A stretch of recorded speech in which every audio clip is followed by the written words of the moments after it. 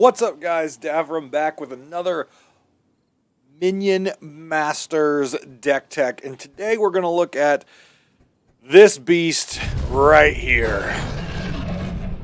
Nyrvir the Fallen, the dragon of this season, one of the cards for this particular season of Minion Masters. Looks really cool, super powerful with 1800 hit points, attacks both ground and air, smashes into the ground doing a lot of damage when it first enters, has a 50 DPS, but it's in an AoE with the breath, attacks 0.8 seconds as its attack speed. Really cool looking card, but it's kind of useless. And when I say kind of useless, what I mean is it takes a lot to get Nyrvir out onto the field. First off, it does say 10 mana, but if you actually read the description of the card, it says, starts the battle as Nyrvir slumbers. The only way to fulfill or get the dragon itself is to get 20 Spectral Essence and get a Cursed Ascension. At that point, the next slumber spell you cast, which is right here, deals damage to 2 nearby minions, gain a Spectral Essence for each minion killed this way. And then once you hit 20, you cast it one more time, the card cycles and becomes Nyrvir the Fallen. So it takes quite a long time to get those 20 essences, and so a lot of times you're not ever going to see Nyrvir. So it's just taking up a slot in your deck. Sure, you get the spell that does some damage, but at the end of the day, it's not exactly a card that you want in every deck. But understanding it's cool, let's take a look at a deck that I created for my duo team, my pre-made duo team, that actually works pretty good to get Nyrvir out onto the field. I think I got him out 1 in every 3 games just because of the speed of the game. So we've got a few things here, and again, as you can see with this deck, we're limited on our air and our air defense. So whoever your partner is, I might suggest they use some of these cards like the Outlander cards and the Marines and the Annihilator and the little drones and stuff like that, spear throwers. Just to kind of protect you. You've got some tankage ability through the Undying Skeletons, and you've got a little bit of anti-air with your Skeletons, your Blastmancer, and your Spiritmancer, but in general, you are really weak to the air, and your tanking isn't exactly that great, with both of your tanks only having about 300 hit points and then a wait time for them to come back. So you are kind of a support player until you get Nyrvir out. So our support cards that we're running right here is Spirit Infusion, which is a 4-drop, puts a spell on your tower and summons 3 spirits over 9 seconds. The spirit flies towards a random friendly minion, giving it spirit 200 health, and you collect 1 spiritual essence on death. So keeping this up is really nice because whatever gets spirit, when it dies, you get an essence, which means you're charging towards Nyrvir. The other card that I have in here for support is Fireball. Again, being able to help your partner out by clearing groups of minions so he can get his or she can get her minions through and supporting via damage. The other card I have for a support is Grasping Thorns. It's a great building which is untargetable by most all minions except for like some AoE hits it sometimes, but again, it's untargetable. But it's a really nice thing. It slows down enemies, and it also does damage as the minions are in thorns. So you'll be able to slow down things like Cleaver and Rammer and some of the large creatures to help support your teammate as, again, you build toward Nyrvir. Now, if you look at this deck, we have 1 card here, Haunting Hugger. We've got the Spirit Infusion. We've got our Skeletal Horde. We've got 2 Undying Skeletons. We have Blastmancer and Spiritmancer, along with our Slumber of Nyrvir. all these cards generate essence, so you can generate it at a pretty good pace, but it is going to take most of the game to get the dragon out. I think I've had one game where I summoned 2 dragons, but the second dragon, the game was basically over and didn't mean anything. So this is kind of the base build here. One thing you could replace, you could change out your fireball or your thorns. I don't think you should get rid of thorns, but you could change out your fireball for Nyrvir's breath. It is a 6-drop, but it is nice once you have the Ascension, the Accursed Ascension. Once you have that, any mob that dies inside of the fire will resurrect as a skeleton, which gives you more minions on the board. But overall, I got some really good success with this deck as a team. So let's take a look at how this deck plays.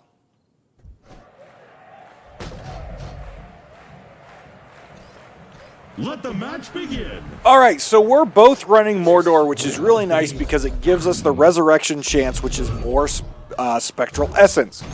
So that's really cool. And my partner is running a deck which has a lot of anti-air, which again is really nice.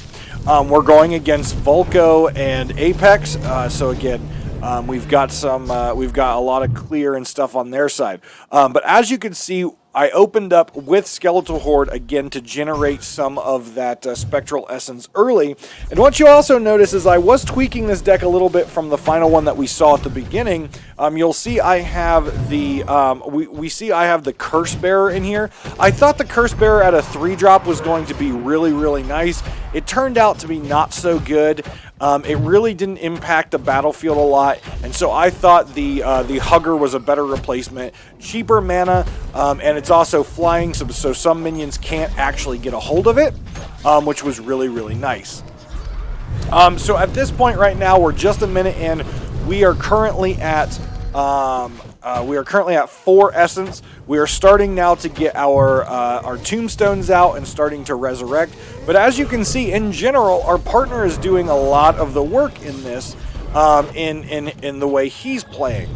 Now, we do have a few skeletons that have had the ability to come out and get resurrected, and resurrected again through a tombstone. So we are definitely adding some presence to the board and some pressure. But in general, as you can see, our partner's hand is doing a lot more of the work. We're now up to the 5 essences right now. You can see the Slumber of Nyrvir right here in our hand, and it's a great opportunity. We can start playing that as we did right here on the Cleaver. Cleaver dies, we gain an essence. So again, it's a really nice spell. I think we could have positioned that spell a little bit better to also get the UFO because it does hit air as well as ground. But keep churning out these cheap minions right now. You can see we have our Skeletal Horde as our tank or our front line with our Blastmancer in the back who does a lot of good work.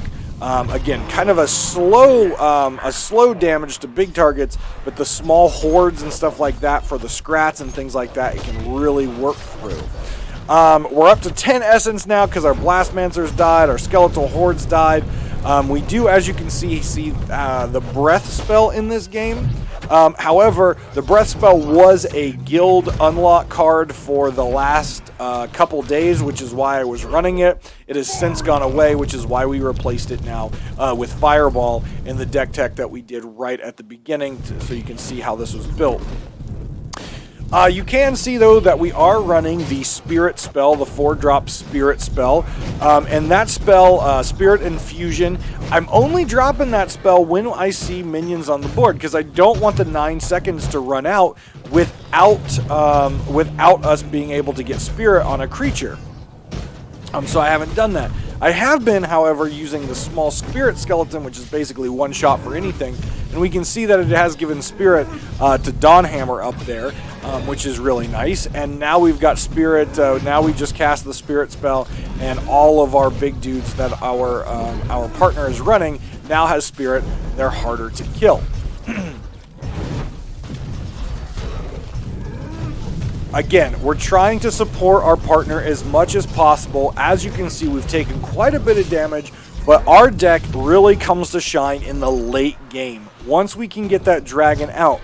So we're really just trying to hang on right here, allow our partner to get in as much damage as they can, so we can set up for the Nyrvir at the end. We're up to 16 essences now, so we'll be able to get Nyrvir out relatively soon. We've got a lot of things dying, but as you can see, once our partner starts to really push in there, we're going to slowly but surely get to the end of the game, and we still haven't seen the dragon yet. We're 4 minutes and 20 seconds into the game. The opponent is now at less than 50% health, and we still have not got the dragon out. So again, going back to the very beginning, I said the card is cool, the card looks cool, the card sounds cool in theory, but at the end of the day, the games don't really last long enough for that dragon to have a huge impactful place on our board. So again, as I told someone last night on our live stream, it's not a card that I would build a deck around. I built a deck around it for this deck tech to show you not only that it's, again, not that great of a card at the current time unless they make some adjustments to it, but also to show that, you know, you can build a deck around it, but is it really a deck that you want to play? We have finally just now at 5 minutes hit 20 essences. We still have to cast the Slumber one more time, and they're at 200 health. They're now at 170 health. So the real question is, are we actually going to get this dragon out before the end of the match?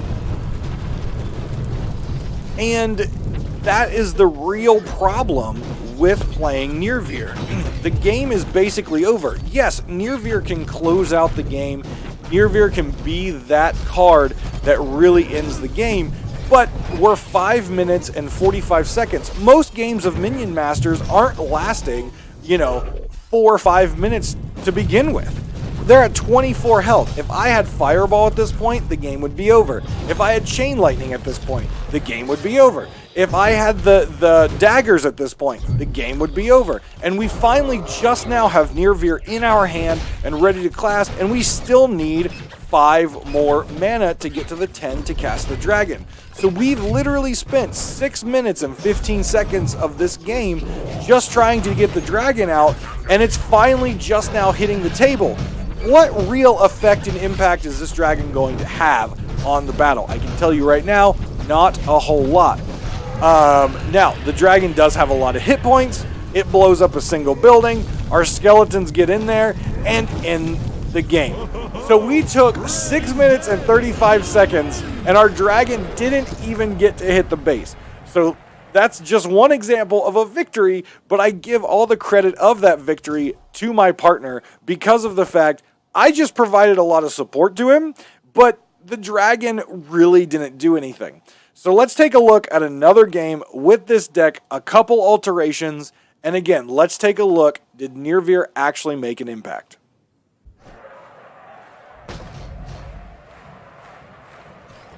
So here we go again. We've got Ravager, and we've got Setsu, I believe is her name, and Double Mordor on our side.